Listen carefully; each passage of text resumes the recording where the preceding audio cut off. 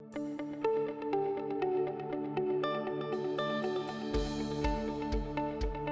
day, brothers and sisters. It's Sunday once again, and we're glad to have you with us in our virtual service. But let me remind those who are in Metro Cebu, it's time for us to gather physically once again. And we're missing a lot of you. We have not seen your faces for quite a long time, and it would be such a great joy to be able to see you in church again. But for those of you outside of Metro Cebu, and you're just joining our virtual service, welcome once again, and may God bless you.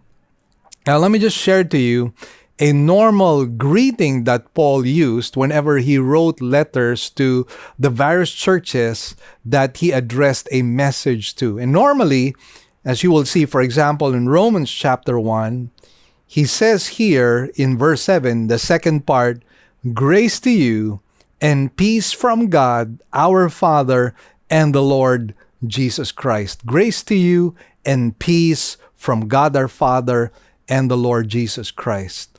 So this was a normal greeting, but then again, it was not just an empty greeting. Normally, when we greet people, we say hello, hi, and when we're bidding them goodbye, we say God bless. But sometimes, that is bereft of true substance, meaning oftentimes it has just become an expression on our part.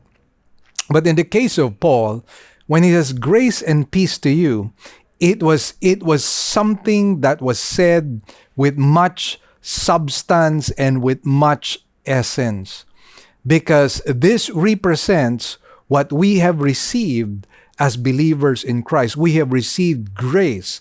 And what does grace mean? It means unmerited favor. And why have we received unmerited favor? Because as believers in Christ, you and I know that we are undeserving sinners. We do not deserve eternal life. We do not deserve for our names to be written in the book of life. We do not deserve to be called children of God. We do not deserve to receive the free gift that God has given through redemption. All of these things have been granted to us as a matter of unmerited favor.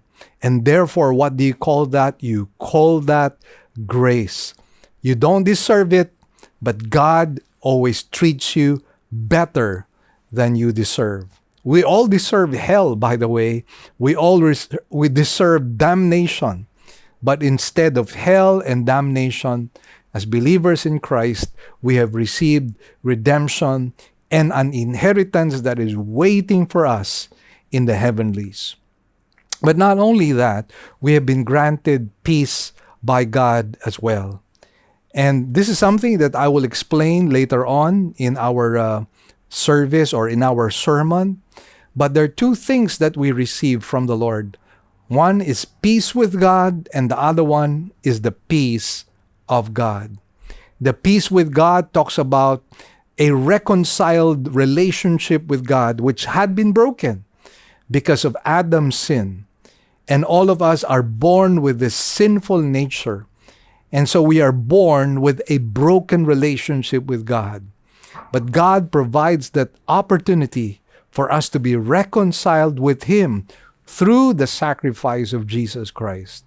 And aside from that, He grants us an experiential, manifest kind of peace that comes in very handy during times of confusion, times of doubt, times of trial and adversity. The peace of God garrisons our minds in Christ Jesus. And just by these greetings alone, we find that we are a blessed people. And blessed people should be grateful people. And grateful people should be worshipful people. And that is what we want to do. Out of gratitude with what the Lord has done in our lives, we would like to be able to worship Him and give Him the glory and the honor. And that's exactly what you and I will be doing right now. So let's rise from our seats and let's worship the Lord right now.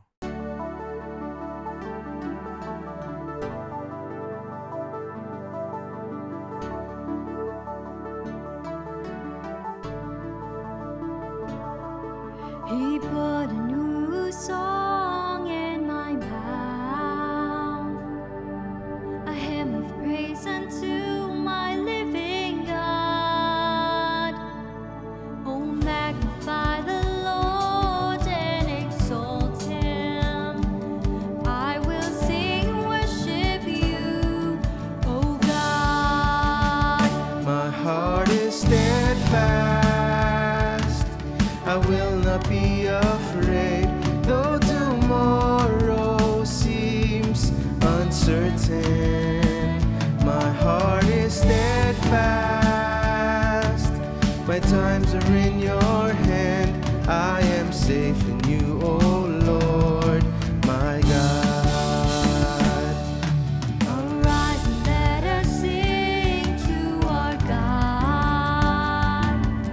Let's magnify and glorify His name. How awesome is your name, O Lord. We will tell of all your wondrous works. My heart is steadfast. I will not be afraid. Though tomorrow seems uncertain, my heart is steadfast. My times are in your hand. I am safe in you, O Lord, my God. Though the mountains fall, I will not be moved. God is my fortress, I will not be moved. Though the mountains fall, I will not be moved. God is my fortress, I will not be moved. My heart is steadfast, I will not be afraid. Though tomorrow seems uncertain, my heart is steadfast. My times are in your hand. I am safe in you, O Lord, my God. I am safe in you, O Lord, my God.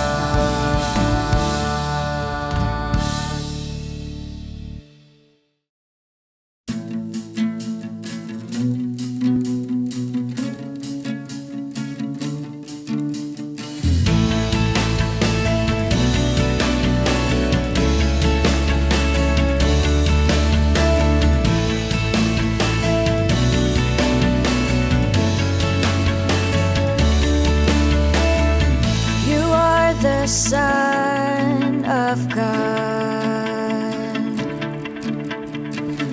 His only begotten One, the Lion of Judah, prophesied Messiah, light of the world, the living Word. You are the Prince of Peace, Emmanuel, God with us, the fountain of living water and the bread of life, beginning and the end, the first and the last.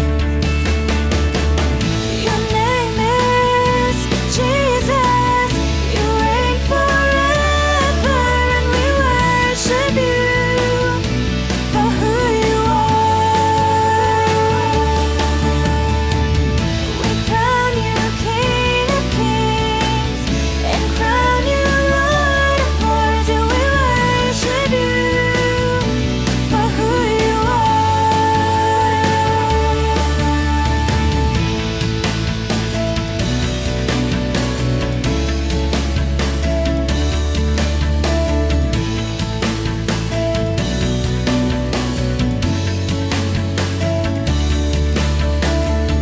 You are the righteous Christ, the perfect sacrifice,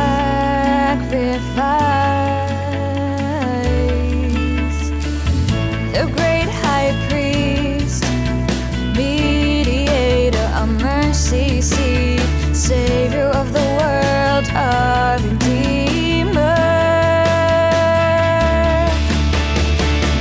Your name is Jesus. You reign forever, and we worship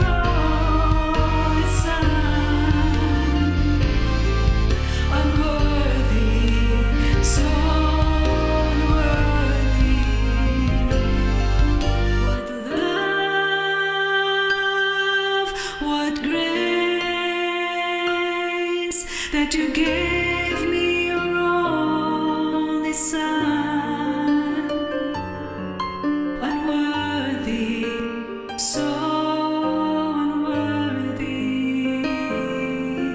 unworthy, so unworthy of your great love.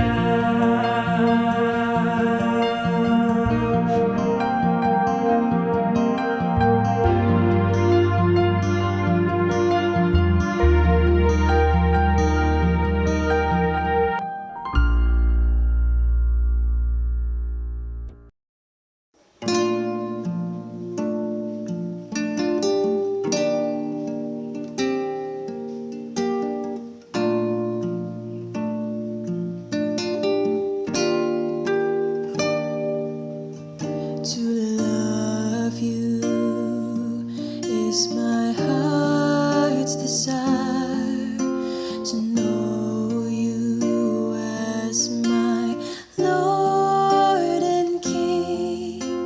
Here's my heart, my life, I surrender all to you.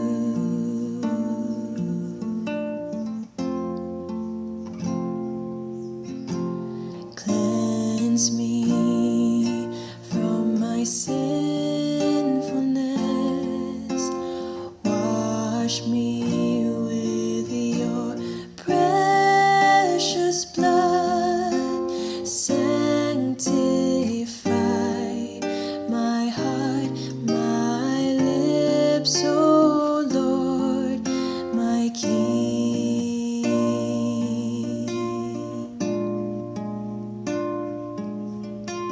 Fill me with your love, O Lord. Revive me with your power, O Lord. Mold me, use me for your glory, O Lord, my God and King. Oh Lord, my God and King.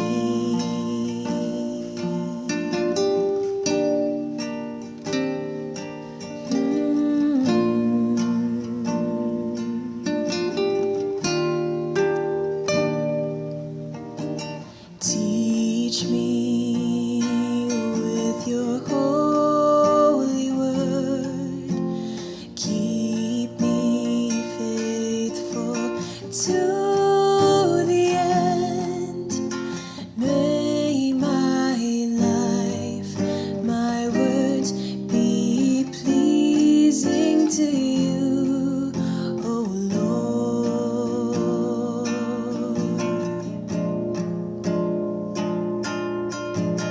Fill me with your love, O Lord. Revive me with your power, O Lord. Mold me, use me for your glory, O Lord, my God and King. Oh Lord, my God and King.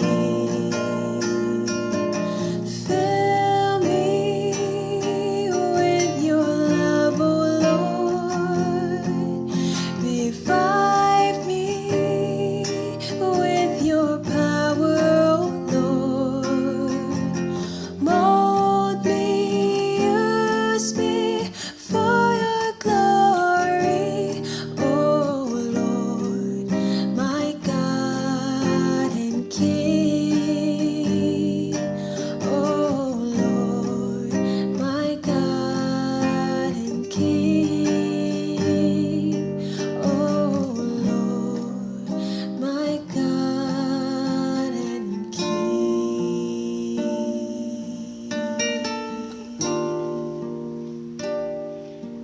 God and King.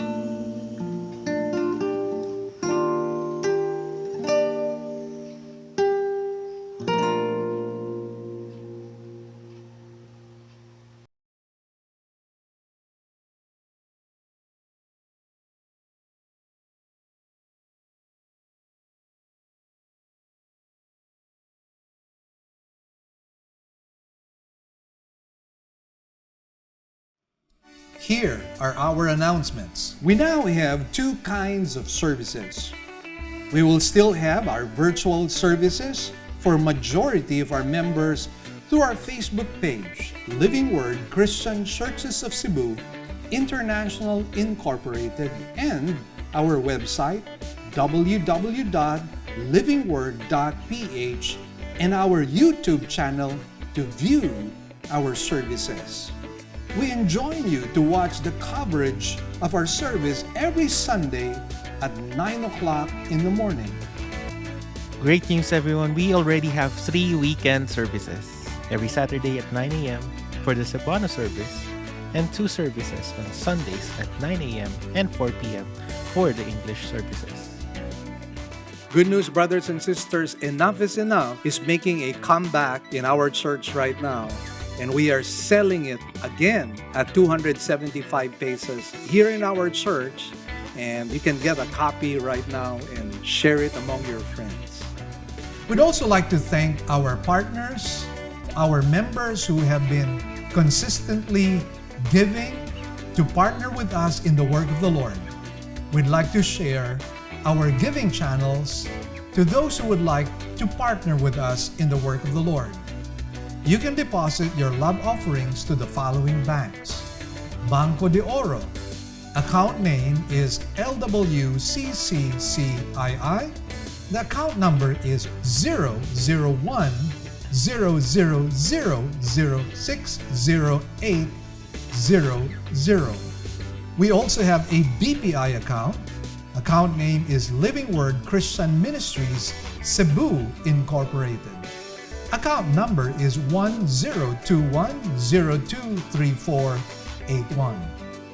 Finally, we have RCBC. Account name is LWCCCII. Account number is 14520052886. To give via GCash, just follow these simple steps. From your GCash app, click Bank Transfer. In Bank Transfer, click the BDO icon under Select Partner Banks. Enter the amount, enter the name LWCCCII, and account number 001-000-60800, and send the receipt to office@livingword.ph. Then click Send Money. You may also send your love offerings and donations online through our website. Go to www.livingword.ph and click Give, and then a dialog box comes out of it. Kindly click on your giving preferences. Thank you, and God bless.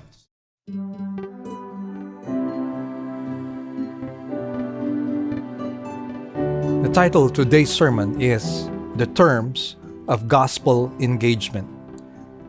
We will take our text from Matthew chapter 10, verses 11 to 15. Let's rise from our seats and let's read this passage. And whatever city or village you enter, inquire who is worthy in it, and stay at his house until you leave that city. As you enter the house, give it your greeting. If the house is worthy, give it your blessing of peace. But if it is not worthy, take back your blessing of peace. Whoever does not receive you nor heed your words, as you go out of that house or that city, shake the dust of your feet. Truly I say to you, it will be more tolerable for the land of Sodom and Gomorrah in the day of judgment than for that city.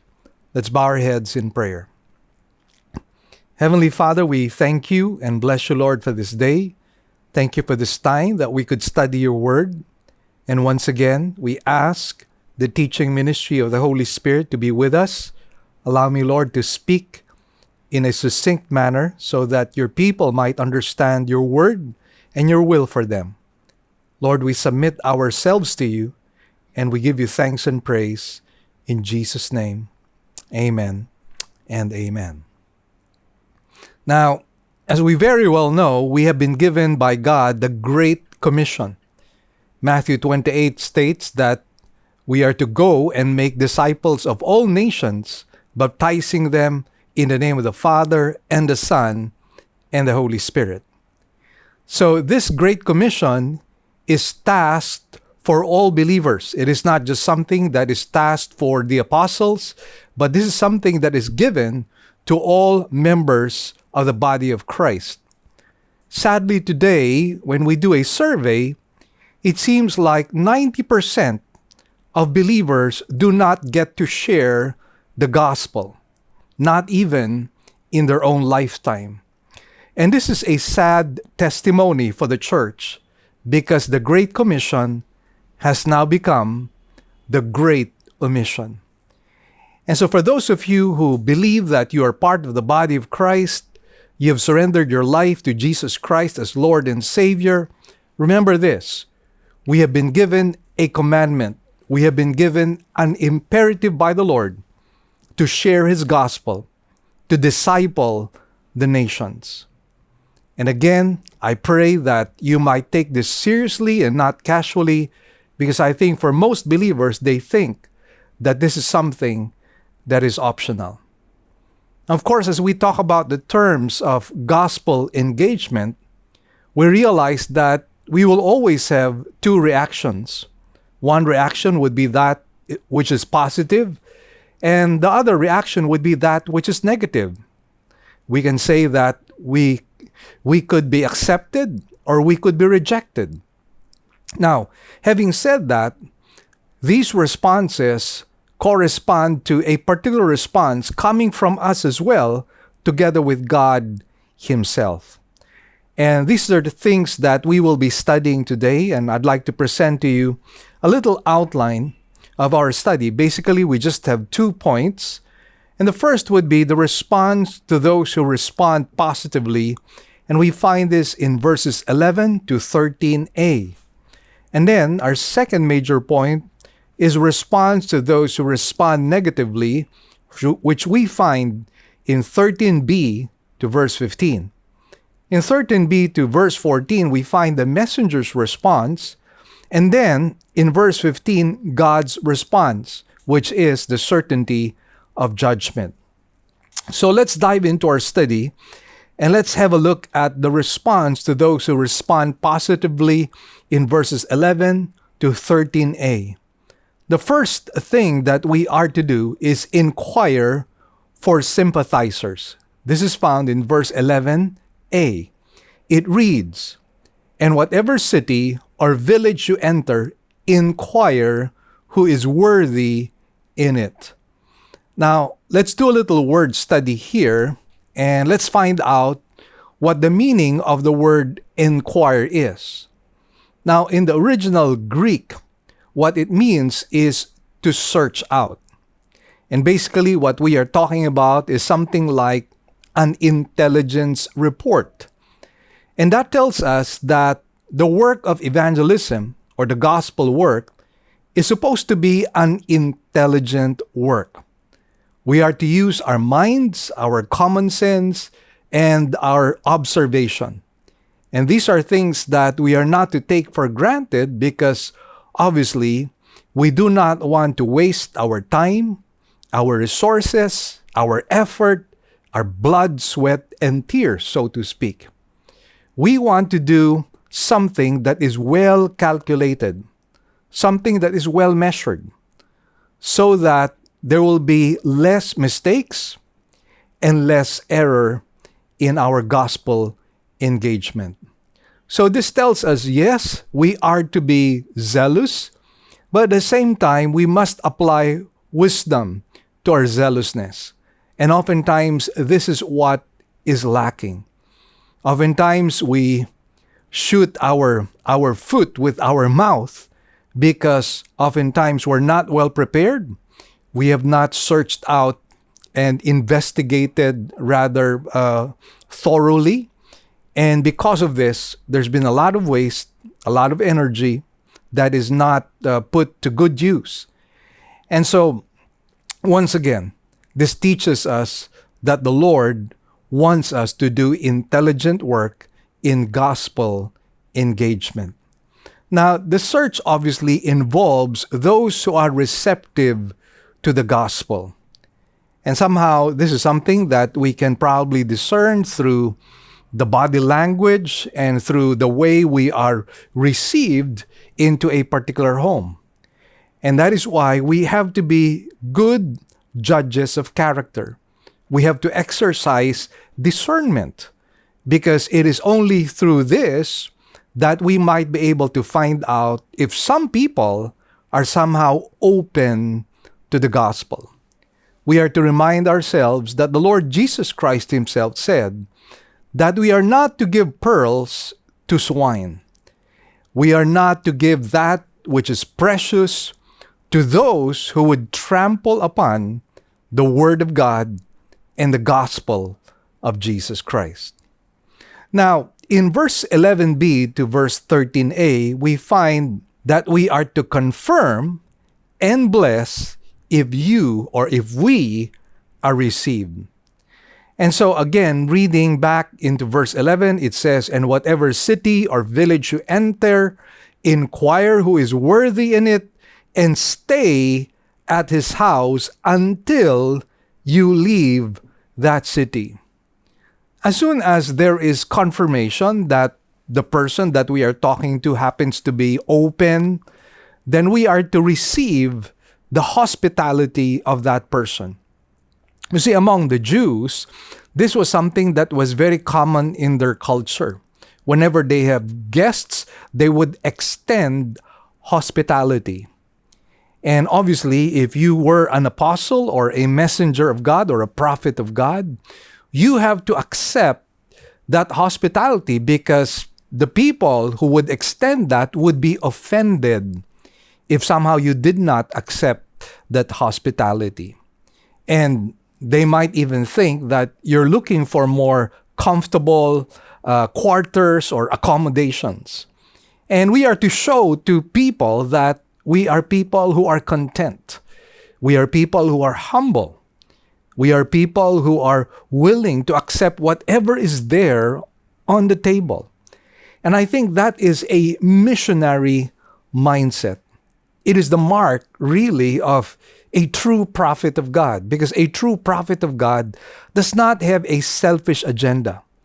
He does not have an agenda for himself, for money, or for glory, or for any other worldly or material thing. And that is why, again, first impressions are very important. And we have to understand that we have been called by God to be ambassadors of Christ. And as ambassadors of Christ, we are to put our best foot forward. We are to represent our Lord in a manner that does not humiliate our Lord, Savior, and Master. Now, here's a principle that I'd like us to imbibe.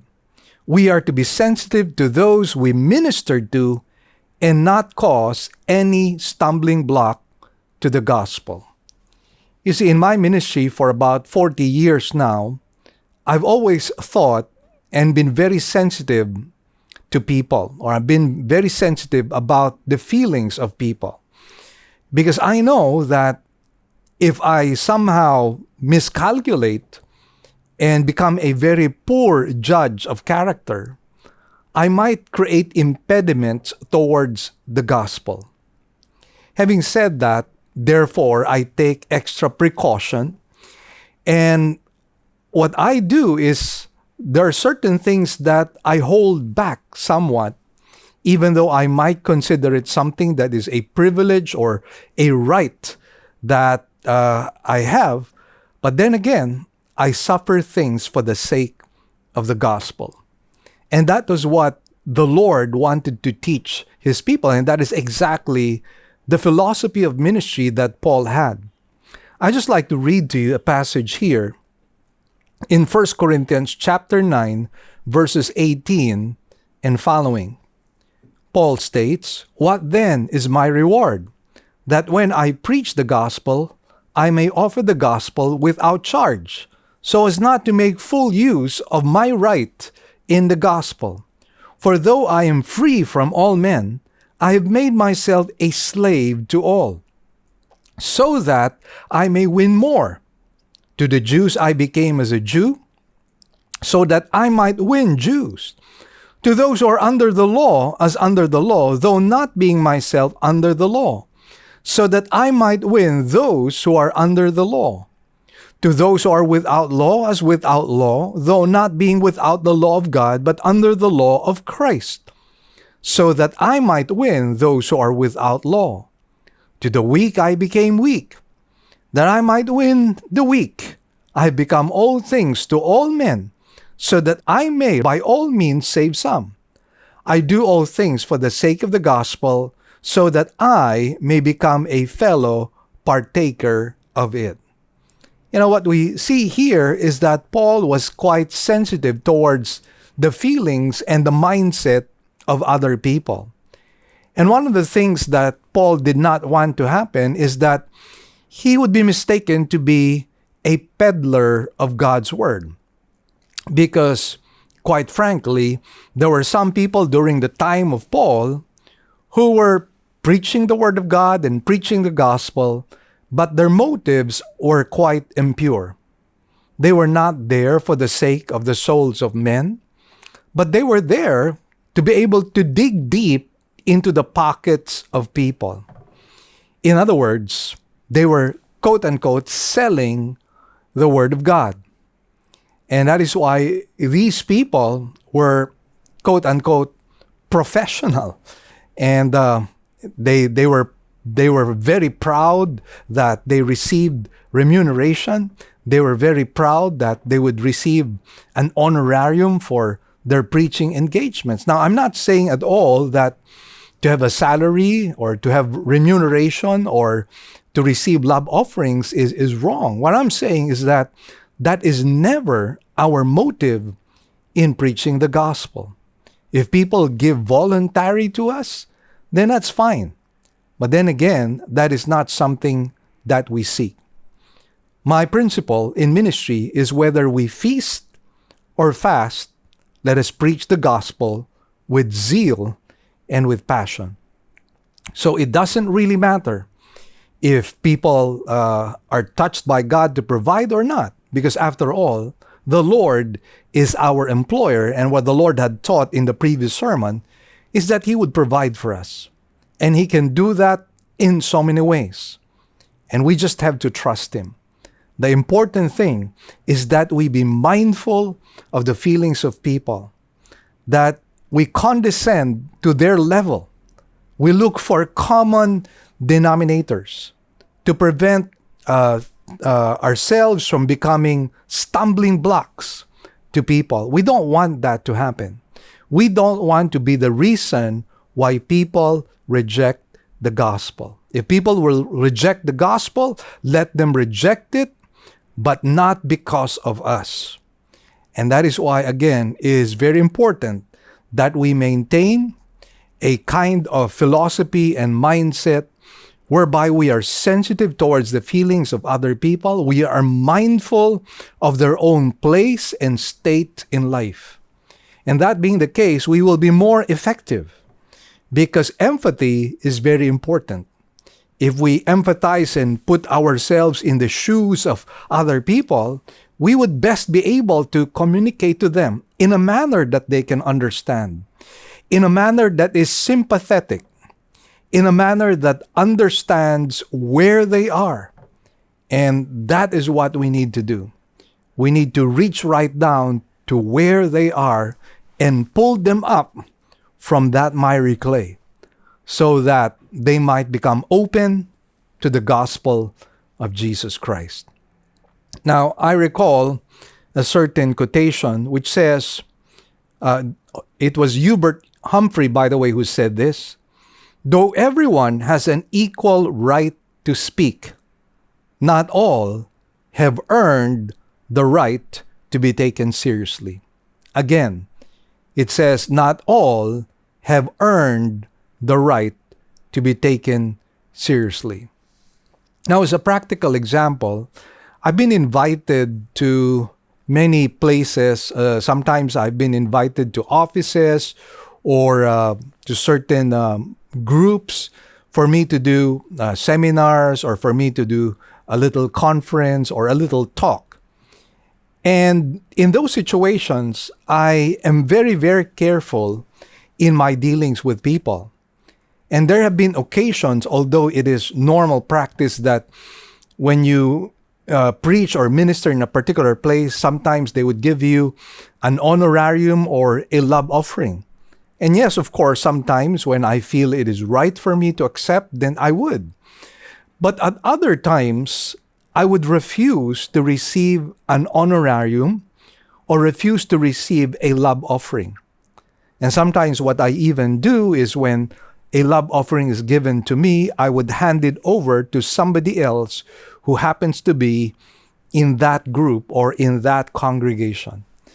And that somehow clears the air to make people understand that I am there to serve them. I am there to minister to them. I'm not there so that I could enrich myself or so that I might receive a love offering for them. Whether they give me something or not doesn't really matter.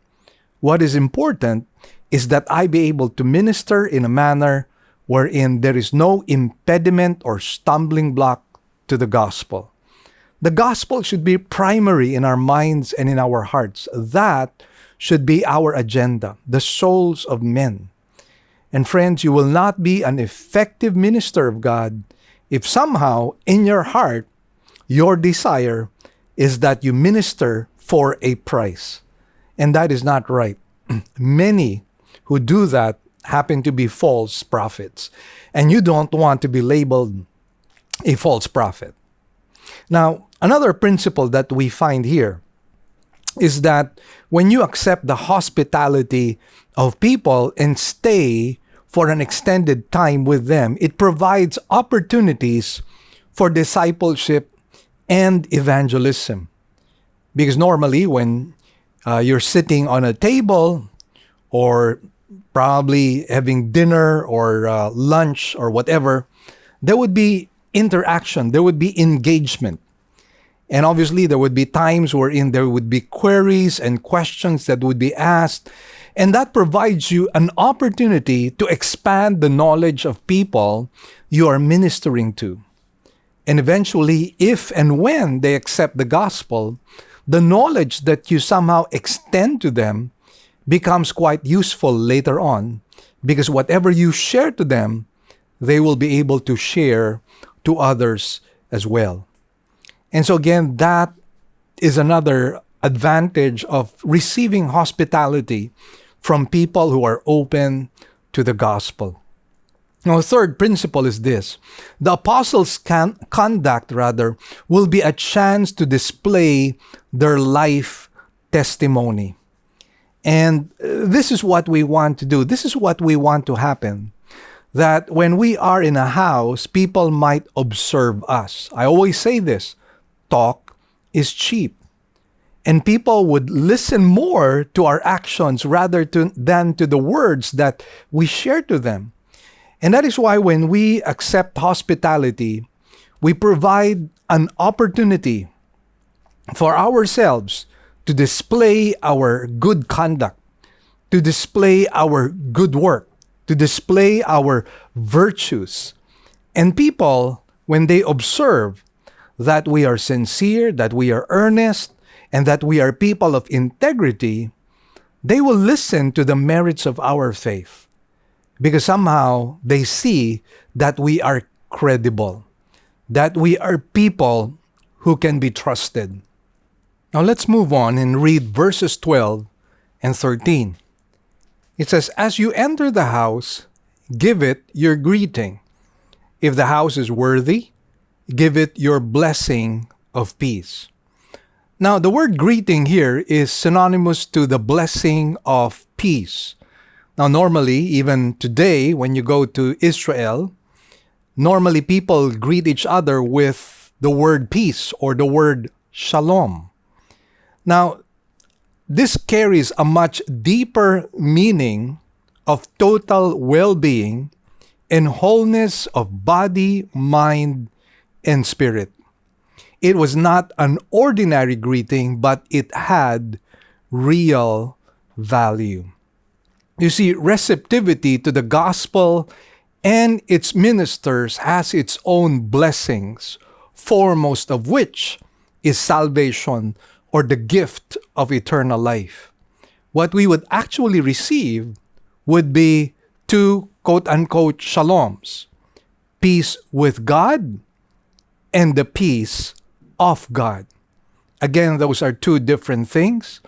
The peace with God and the peace of God. Now, let me just share to you the verses of Scripture where we find these two kinds of peace. First of all, we find the peace with God. In Romans chapter 5, verse 1, it says, "Therefore, having been justified by faith, we have peace with God through our Lord Jesus Christ." Now, what we discover here is that when we accept the gospel, we will have peace with God. Now, what does that mean? Well, in the first place, we have to understand the fact that we are enemies of God. We are not the friends of God. In fact, we are not children of God. We are children of the devil. And what happens is when we accept the gospel of Jesus Christ, this provides a way of reconciliation between us and the Lord, so that instead of being enemies of God, we now become His friends. And this happens, as I mentioned to you, when we accept Jesus Christ as our personal Lord and Savior. Now, aside from receiving peace with God, or what we might call reconciliation with God, we will also receive what is called as the peace of God. Now, the peace of God is an experiential kind of peace. It is a calm and a stillness that God gives to His own children, most especially when they go through times of great adversity, trials, or even persecution. And where do we find this? We find this in Philippians chapter 4, verse 7. It says here, "And the peace of God, which surpasses all comprehension, will guard your hearts and your minds in Christ Jesus." And there have been times in my own personal life when I've gone through great difficulty or great adversity, and there was confusion in my mind, and I was really at a loss as to what to do.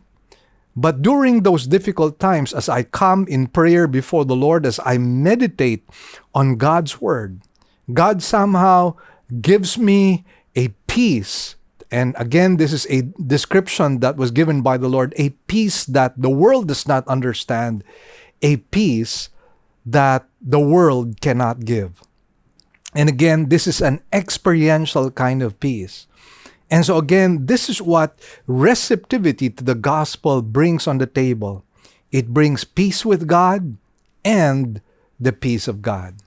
And aside from that, we are also not to discount the fact that when God's messengers are accommodated, temporal blessings can also come our way. And one good example would be from the Old Testament, and I'd like to share to you from 1 Kings chapter 17 and verse 10. It says, "So he arose and went to Zarephath, and when he came to the gate of the city, behold, a widow was there gathering sticks. And he called to her and said, 'Please, get me a little water in a jar that I may drink.' And she was going to get it. He called to her and said, 'Please, bring me a piece of bread in your hand.' But she said, 'As the Lord your God lives, I have no bread, only a handful of flour in the bowl and a little oil in the jar. And behold, I am gathering a few sticks that I may go in and prepare for me and my son, that we may eat it and die.'" Now, here is a widow in a very desperate situation. You have to understand, widows at that time were at the mercy of other people. They had no means of livelihood. They were not educated just like the men, and they did not have the privileges of employment that men normally would have. And so they would have to rely on others for mercy. So here we find a very testy situation, a desperate situation on the part of the widow. And here's what happens. In verse 13, it says, Then Elijah said to her, Do not fear. Go, do as you have said, but make me a little bread cake from it first, and bring it out to me. And afterward you may make one for yourself and for your son. For thus says the Lord God of Israel, The bowl of flour shall not be exhausted, nor shall the jar of oil be empty, until the day that the Lord sends rain on the face of the earth. So she went and did according to the word of Elijah.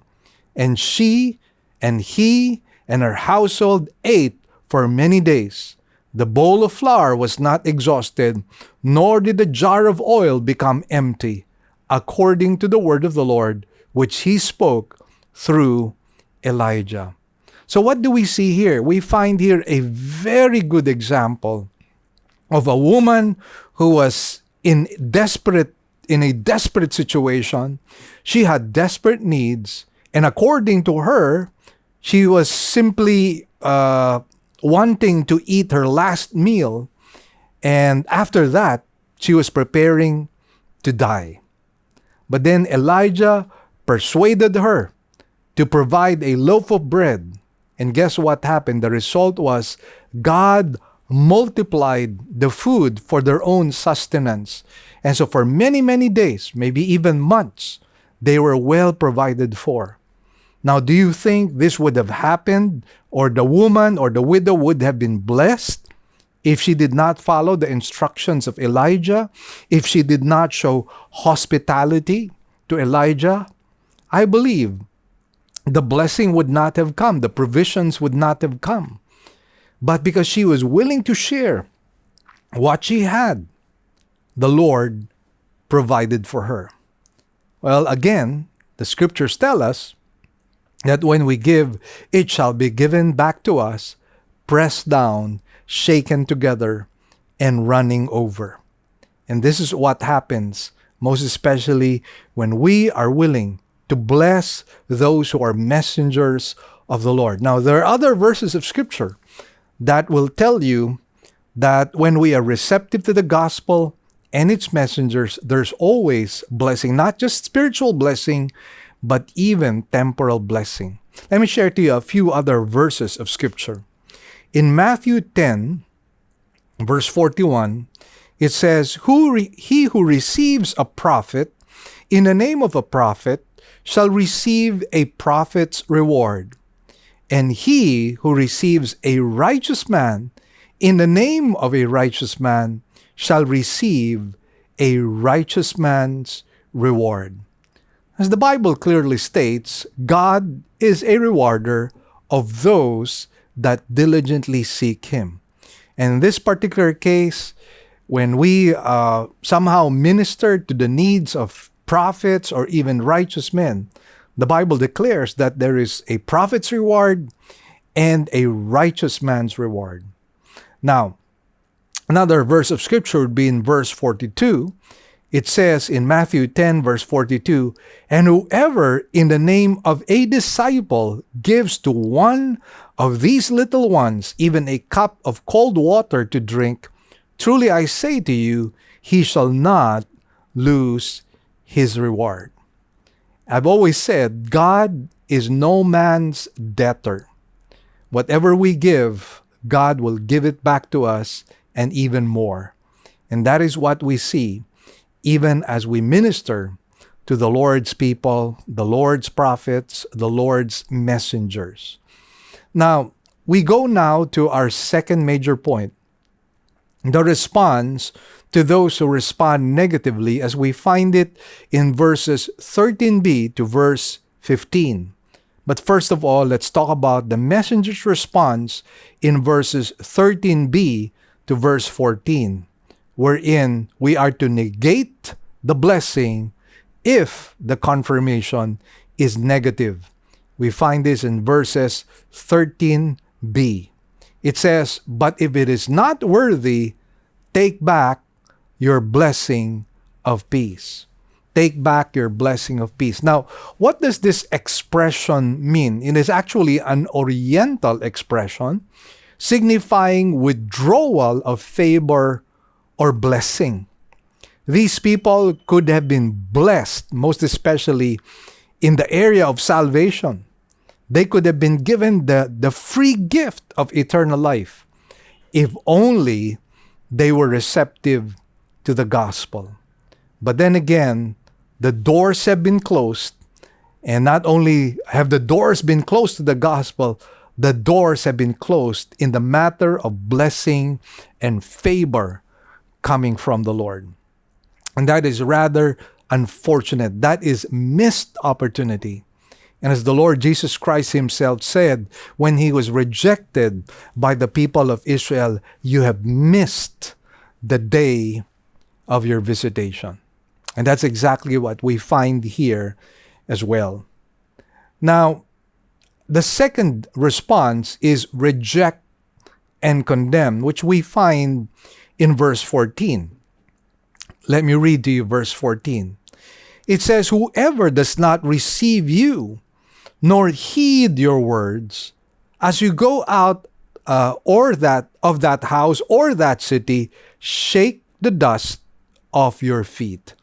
Now, allow me to give you a little background in relation to what this meant, because this was something that was an ancient custom and something that the Jews were quite familiar with. And so let me give you a little background here.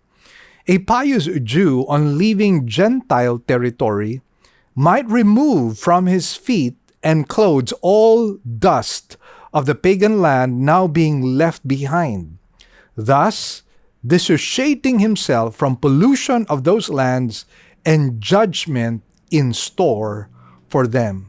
So that was the ancient custom and culture and belief of the people of Israel, those who happened to be righteous Jews. And so in this particular case, applying this within the context of gospel engagement, what it meant is that it was a symbolic act of rejection and condemnation. The idea is that even the dust of the wicked city is not worthy of the apostles. So again, this speaks about condemnation and rejection. And so when the gospel is rejected, when we as the messengers of God are rejected, we are to reject and condemn people as well. And again, it has nothing to do with us. I mean, the fault does not lie with us. The fault lies with the choices, the wrong choices that people have made in rejecting the gospel of Jesus Christ. Now let's talk about God's response, the certainty of judgment as found in verse 15. It says, "Truly, I say to you, it will be more tolerable for the land of Sodom and Gomorrah in the day of judgment than for that city."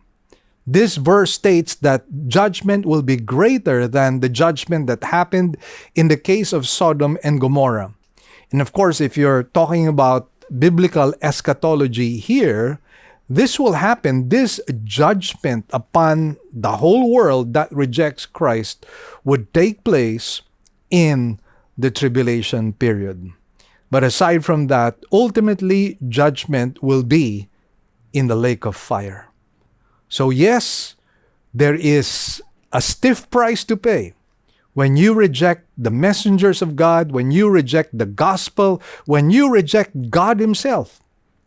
Because the corresponding response coming from the messenger of God and God himself would be rejection, condemnation, and judgment.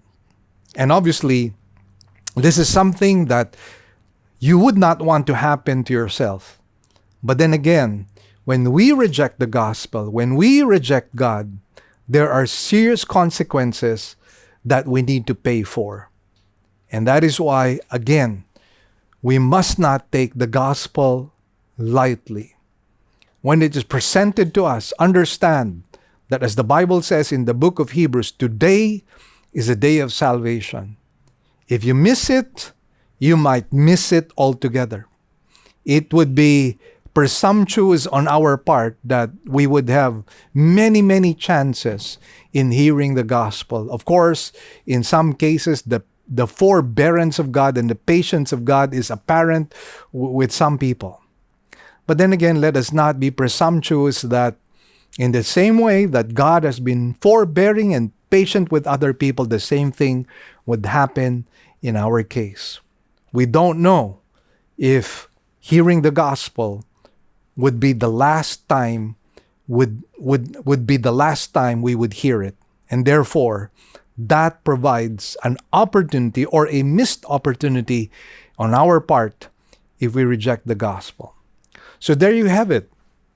We find that the response to the messenger and the gospel itself would have a corresponding response from the messenger of God and God himself. If people respond positively, well, that makes us extend blessing to them through the power of God and through the gospel of Jesus Christ. But then if they reject it, as I mentioned to you, there are serious consequences. But then again, let us not forget our obligation and our duty as well as our privilege. Because this commandment, although primarily given to the apostles, is also given to us. In the same manner that the apostles had to engage in gospel work, we too, as believers in Christ, need to engage in gospel work. But you see, the majority of us have chosen to be silent. And it is not good to be part of the silent majority. It is not good for us to merely warm the pews. It is not good for us not to partner with God in gospel engagement. We would be like a very precious instrument that is not used at all. Let me share to you a little story, and I will end with this. Luigi Tariscio was found dead one morning with scarce a comfort in his home, but with 246 exquisite violins, which he had been collecting all his life, crammed in an attic. The best in the bottom drawer of an old rickety bureau. In his very devotion to the violin, he had robbed the world of all that music all the time he treasured them. Others before him had done the same, so that when the greatest of his collection, a Stradivarius, was first played, it had already 147 speechless years. 147 speechless years, meaning to say it had not been used for 147 years. Yet how many of Christ's people are like the old Tariscio? In our very love of the church, we fail to give the glad tidings to the world. In our zeal for the truth, we forget to publish it. When shall we all learn that the good news needs not just to be cherished, but needs to be told? All people need to hear it. So friends, those of you who consider yourselves part of the body of Christ, those of you who belong to the church of Jesus Christ, those of you who have received the treasure of the gospel, this treasure is not to be selfishly kept amongst us, but it is to be shared to others so that others might partake of the gospel that we have received and might partake of the redemption and the atonement that you and I have received. And again, this is something that we need to do. And we cannot use election and predestination and God's choosing of the redeemed as an excuse for us not to share the gospel. Remember, we have been called upon by God to be partners in His work. Let us do our own part. Now, let's come before the Lord in the word of prayer.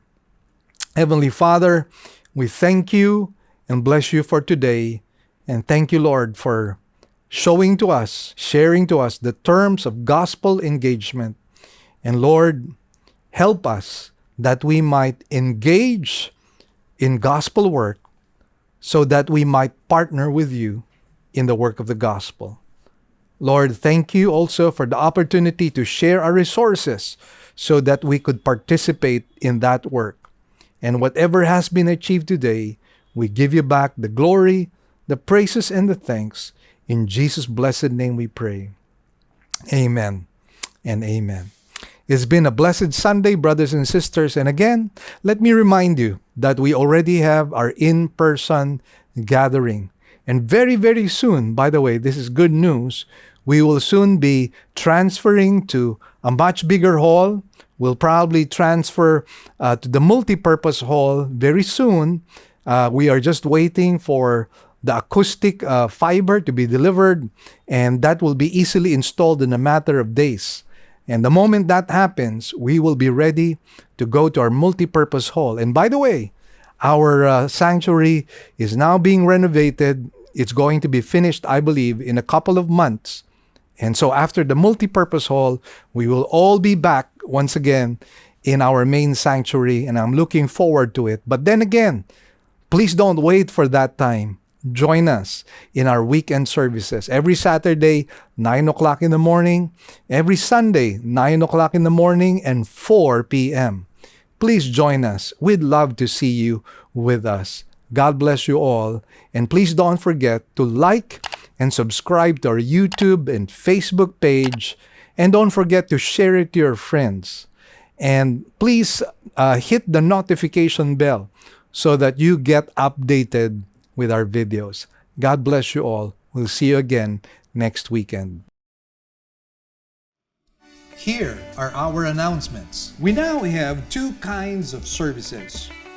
We will still have our virtual services for majority of our members through our Facebook page, Living Word Christian Churches of Cebu, International Incorporated, and our website, www.livingword.ph, and our YouTube channel to view our services. We enjoin you to watch the coverage of our service every Sunday at 9 o'clock in the morning. Good news, brothers and sisters! Our radio program will now be heard nationwide through FEBC radio stations. As an added bonus, all Living Word original songs will likewise be aired as well. So, if you would like to listen to our radio program, we're coming out in the following stations. 702 DZAS AM, broadcasting from Pasig every Sunday, 11 a.m. to 11:30 in the morning. We're also coming out from 104.3 DWAY FM from Legazpi. This is also every Sunday from 10 to 10:30 in the morning. And for those of you in Tacloban, we're coming out from 97.5 DYFE FM every Monday from 11:30 in the morning to 12 p.m. For those of you in Zamboanga, we are coming out from our station in 1116 DXAS AM every Sunday from 11:30 to 12 p.m. Also, for those of you in Davao, we're coming out from 1197 DXFE AM every Sunday from 2 o'clock in the afternoon to 2:30 p.m. For those of you in Coronadal, we're also coming out from station 1062 DXKI AM every Saturday from 8 to 8:30 p.m. And for those of you in Cagayan de Oro, we're coming out from 103.3 DXJL FM every Sunday from 8 to 8:30 p.m. And for those of you from Metro Cebu, we're coming out from 98.7 DYFR FM every Saturday and Sunday from 8 to 9 p.m. Please tell your friends about this and tune in to our radio program. Let us pray that God might use this radio program to become a blessing to as many people as possible. God bless you all. Great news, everyone. We already have 3 weekend services every Saturday at 9 a.m. for the Cebuano service and 2 services on Sundays at 9 a.m. and 4 p.m. for the English services. We'd also like to thank our partners, our members who have been consistently giving to partner with us in the work of the Lord. We'd like to share our giving channels to those who would like to partner with us in the work of the Lord.